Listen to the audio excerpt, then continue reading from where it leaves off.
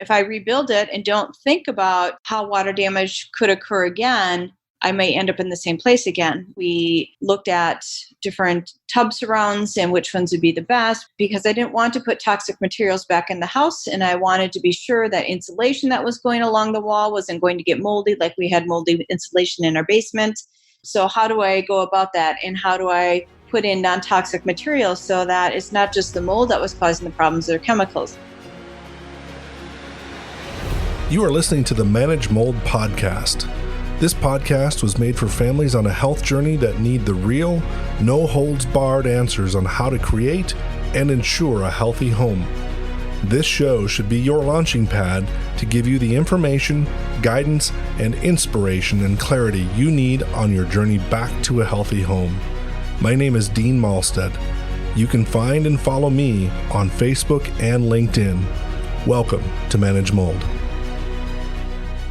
So we're back for part 2 of the Manage Mold podcast with Julie. And Julie has just shared in the previous episode the backdrop of the story of her health, how it affected her, and what was happening in her home. And we are just getting to a point of kind of a mid-resolution where she has done some amazing advocacy on her own behalf. She's had some great support structure, including at work and in her family and some friends. And she has made some very difficult but important decisions to move forward with different things. And we're at a point in the home where we've been through an inspection and a first remediation and then a second inspection, kind of an off-site or kind of telephone or over the internet inspection, consultation, and then another remediation, a second remediation that follows this. So now we're at the second remediation, and this part wraps up, and there's something that is still not sitting well with you. Is that correct? Yes. And so what happens next, Julie? So that's when I was in touch with an additional doctor that I had started working with and said to her that I wasn't sure what was going on and how do I pursue it. And she recommended contacting you. So then went through Instascope. There was just a few small remaining spots. The big pieces were taken care of, but there were still a few smaller pieces that needed to be addressed and not left behind. And you were able to identify those. I was able to get the remediation company back again, who I'd come to really respect and like the work they did. Just needed to get those final pieces of information to them and with them. And we were able to get that part of our lives addressed and taken care of and moved on to other parts of the journey. So can we talk a little bit about that remediation company? Not specifically who they are, where they are, but can you tell me what a couple of the key features to their service or their approach to this that you appreciated the most? Very compassionate. So didn't dismiss my concerns, didn't ever treat me like I was crazy, always listened, worked with me right where I was at, had been trained to remediate to a degree that people who are sensitive to indoor air quality issues, as I was, knew how to clean and remediate to that level. And it was good follow through and good communication. Yeah. When it came to how many people they had and how long did it take and kind of the nuts and bolts of it, what do you remember about that second remediation at that point? Like, how many days did it take them? They came from farther away. So the team stayed overnight, and because they were coming from farther away and were staying overnight, they put in a long day. So they probably put in a 12-hour day of working. And I'm not remembering the details of each one, but it was probably a day and a half, 2.5 days for the different remediations that we had. But we could still live in our home because it was basement mostly or a bathroom that was being taken care of. So we were able to still be in our home and continue functioning. Except for the one was in November and it was cold because we had to have the heat off. So that wasn't much fun. But other than that, it was all okay. And do you feel like they did an adequate job or on their setup as far as how they contain things, put up barriers and control the air? Definitely. And both companies that we used, I thought, did a good job with that, sealing off with the plastic and the negative air and the fans. And definitely I thought both, but the second one in particular, really very aware of doing that right and well. Okay. And having read and learned and listened to enough things, I knew to look for different parts of that. but they were already doing it, so I didn't have to question it, but I knew what to be looking for. And when they were all wrapped up with that second remediation, at what point were you able to view what they did? And what was your first reaction when you saw the work site? The second remediation before you were involved? Yes. So did they bring somebody in to do any sampling? Yes, I may have declined though, thinking that it was as good as As good as it's going to be? yeah, and I'm kind of forgetting some of the details of that part of it. Yeah, because there were so many times and so many ins and outs. Yeah. So at some point they had you go and take a look what they did, obviously. Yep. And what was your reaction when you walked downstairs? It was hard because we had a beautifully fixed up basement with full drywall and carpeting, and it was like a whole second space, living space down there. And the very first time it was hard to see some of those pieces gone with drywall taken out. So visually it was hard to see, but I remember walking down there and feeling such a sense of relief that this was gone and done, and it just sensed and felt and smelled better downstairs, and that was a good thing for me. Yeah, that's what I was wondering, because I actually had never asked you that question. And the interesting thing to me is when we got our own home to that point, as hard as it is to see the financial part of it and Yes. what happens, the time you invest into it, and then the loss of what you had that you now choose to either rebuild or do something with, it was still relief. For all of us in our family, it was relief.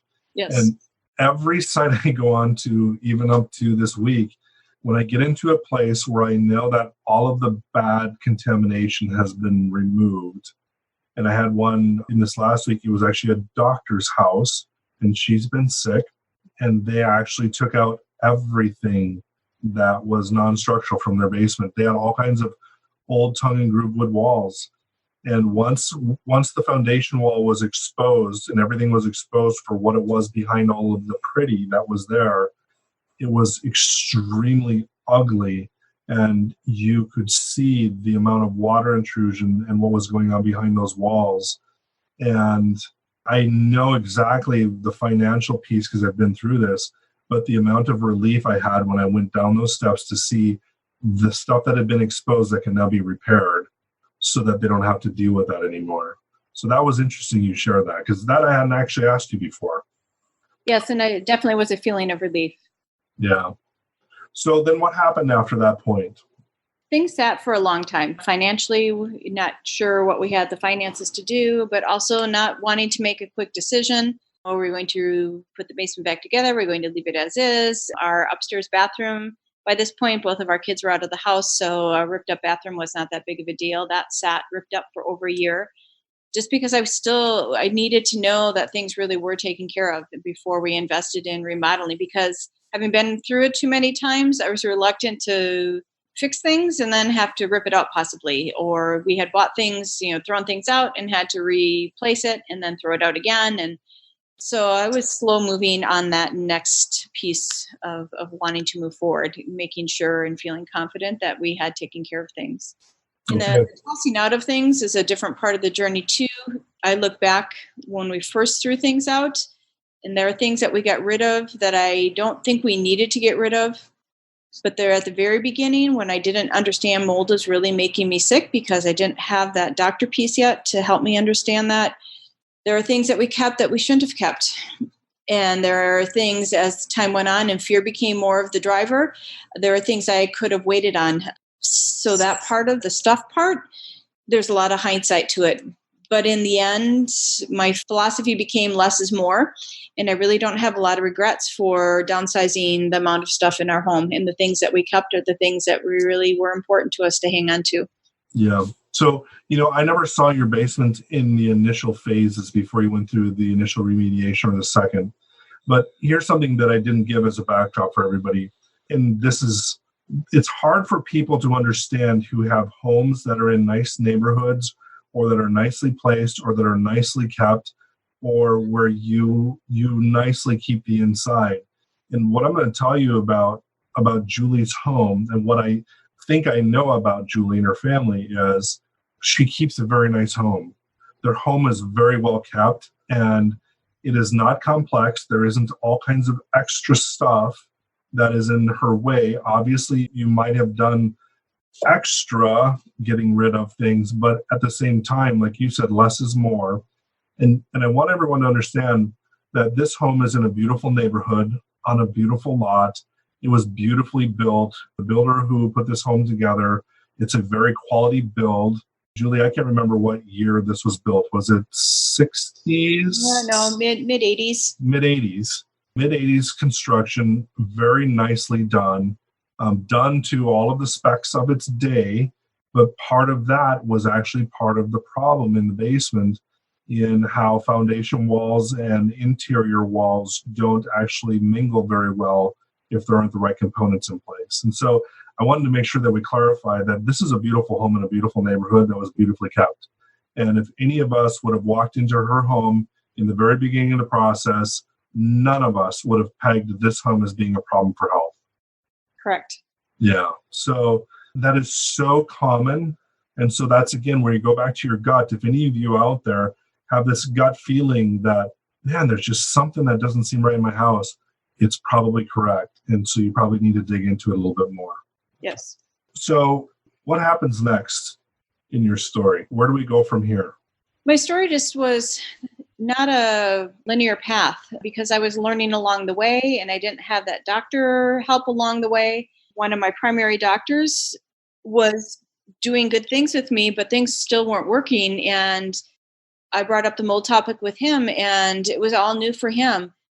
But he saw the hopefulness of understanding mold illness and dove into it for himself in his practice, and then became a source of help for me in the journey of uncovering and recovering my health and getting back on my feet. And so that was a big part of it, of learning how to physically get well, but it was also having to learn how to emotionally get well and how to get past those extreme reactions to just a speck of moldy dust. So that was the physical, emotional recovery that had to come along with the physical house recovery.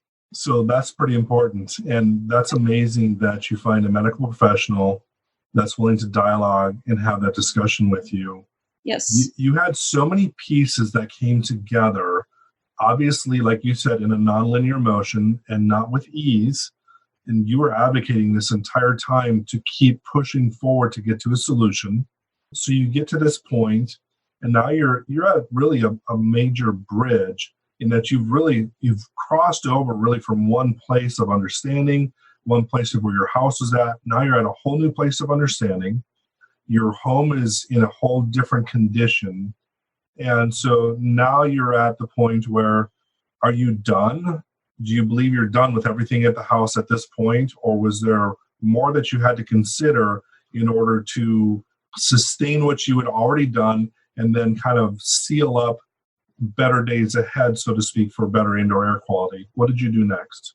So felt that all the mold had been removed from the home, and then it was time to rebuild our bathroom. And because I had left that gutted for so long, just not ready to, I needed to feel that confidence that things were really taken care of, and had to come along the way of understanding that if I rebuild it and don't think about how water damage could occur again, I may end up in the same place again. So it was conscientious in how I went about rebuilding. We looked at different tub surrounds and which ones would be the best. We looked at then, and that's where Dean, you came back into the picture for us and helping to, because I didn't want to put toxic materials back in the house. And I wanted to be sure that insulation that was going along the wall wasn't going to get moldy, like we had moldy insulation in our basement.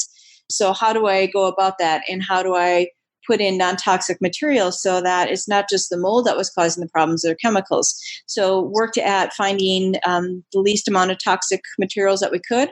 Not perfect, but do what you can and work with what you can. And so that was that final piece. And then just doing daily things like the vacuuming and the dusting and air filters, and then just keeping up with what we have so that, good air quality. That's from just my own my end of keeping up with daily maintenance or weekly, monthly cleaning maintenance. Yeah. So I think a key takeaway for everyone here is this, and this is so important. we see and we talk to so many people, they are in such a rush to get the remediation done, which it makes sense when there is that kind of a threat that you're living with, so to speak, to your health or to family members, especially children. You really want to get rid of that and get it out of your house. Sometimes we see people rush into it without a best plan and the remediation doesn't go as well as it should. But then the next important thing is, and we see this often also, is the rebuild. And you actually took time to continue advocating for yourself, researching what would be best with the backdrop. You're running it all through the filter of, how do I not have this happen again? And that is the one key thing. If I could have anyone pay attention to something about what you said, is stop and take the time. When we put this back together, or before we put this back together, how do we put it together differently this time so it won't happen again? That is so huge. And that is why you are one of the first people I wanted to be on this podcast, because your thought process through this was so linear and logical in the face of everything illogical and not linear for you, that you kept, for whatever reasons, the people who were advocating with you, you kept on a mission until you got to the end of it.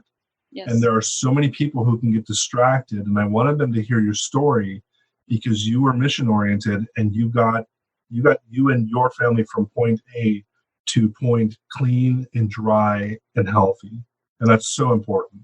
It always perplexed me as I would learn about different reasons for water damage in our home. And it's like, well, why was it done that way? Why wouldn't you do it a different way then? And it didn't make sense to me. And so that's logical part of my side that would say, well, no, we're not going to do it like that again, because you need to rebuild or redo differently so you don't have the same things. Because sometimes I had to have people help me reframe the fact that they weren't really mistakes, that they were things that were built and done the way they were because that's how it was done 30 years ago or 10 years ago or whatever it was. And there wasn't that knowledge base, or there weren't the materials to do things differently. So it's like, okay, now that we know differently, we do differently.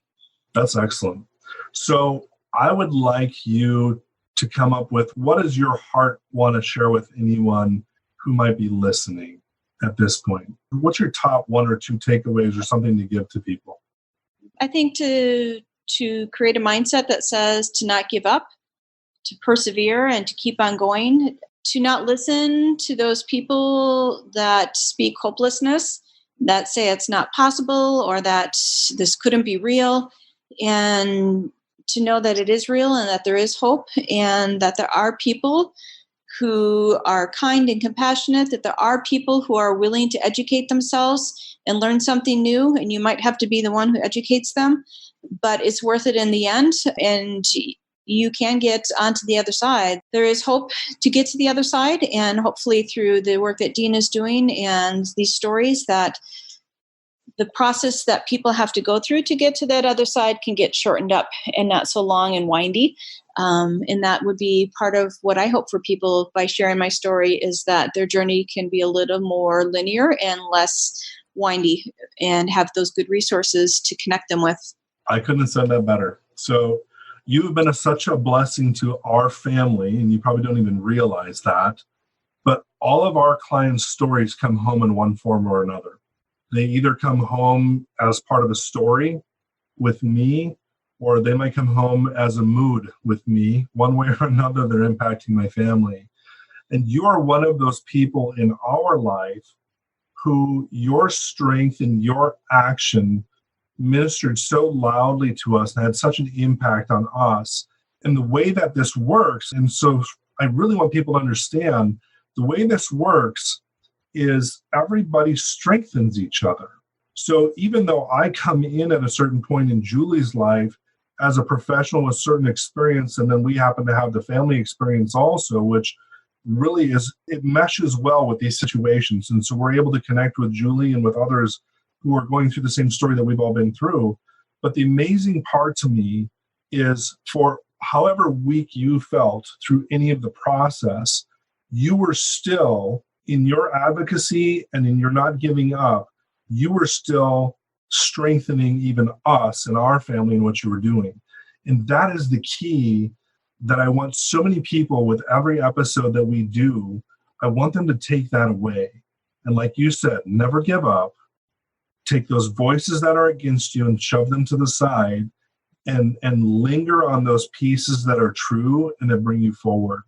And you've done such a remarkable job of sharing your story today. I so much appreciate it, and that you took the time, because what everybody else needs to understand is all of us don't necessarily want to tell our story. And there's certain points where we feel very uncomfortable telling our story. And so my request to Julie to be part of this wasn't necessarily easy. I'm not going to pretend I know what she was thinking, but so you all know, at a certain point, once you've gone through something, if you can share your story with others, you have no idea the hundreds and the thousands that you might affect in a positive way. And so keep that at the forefront of your mind, is that we're all here together, and there are things that kind of kick our tails sometimes and make life difficult.